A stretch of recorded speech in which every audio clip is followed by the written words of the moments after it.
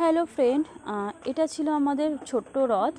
আমরা পাড়ার বাচ্চাদের সঙ্গে সবাই মিলে ছোট রথ পালন করেছি। তো রথটা নিয়ে আমরা একটু রাস্তার দিকে গিয়েছিলাম।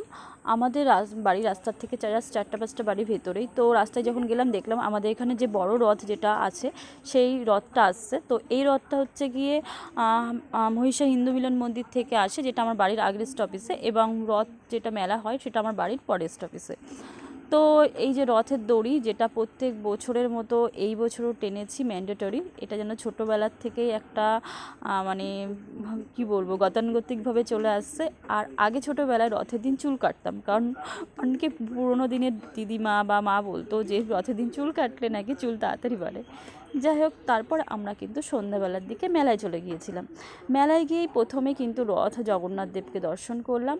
তারপরে কিন্তু আস্তে আস্তে আমরা মেলার ভিতরে চলে গেলাম। তো তোমরা দেখতেই পাচ্ছ, খুব ছোট একটা জায়গায় মেলাটা হয়, একটা স্কুল মাঠে, যেই প্রাথমিক স্কুলে আমি ছোটোবেলায় পড়াশুনো করতাম। তারপর কিন্তু আস্তে আস্তে মেলার ভিতর ঢুকে গেলাম, দেখলাম কী রয়েছে। তো আমরা যেহেতু মেলাটা 10 দিন ধরে চলবে, তো কিছুই তেমন কিনিনি। এই যে আমার কলেজ ফ্রেন্ড সত্যজিতের সঙ্গে দেখা হয়ে যায়। তো মেলায় সব কিছু ঘোরার পরে মোটামুটিভাবে সব ছবি তুলছিলাম। আর এখানে কিছু পেছন দিকে মেলার অনেক ধরনের রাইড ছিল বাচ্চাদের জন্য। এই যে এটা ছিল, ছোটোবেলায় এগুলো বিভিন্ন ঘোড়া বা হেলিকপ্টার এগুলোর মধ্যে আসতো। এই যে মিকি মাউসের এই জাম্পিং এটাও রয়েছে। তাছাড়াও কিন্তু আরও জিনিস রয়েছে, যেমন হচ্ছে ব্রেক ড্যান্স আর নিত্য প্রয়োজনীয় মোটামুটি জিনিসপত্রগুলোও কিন্তু মেলায় পাওয়া যাচ্ছিল। আর নাগরদোলা এসেছিলো, নাগরদোলায় প্রচণ্ড ভিড়, ইচ্ছা থাকলেও নাগরদোলায় উঠতে পারেনি। তারপর বাচ্চাদের এই জাম্পিং এগুলোও ছিল। তারপর দেখা হয় আমার স্কুল ফ্রেন্ড তনুশ্রীর সঙ্গে।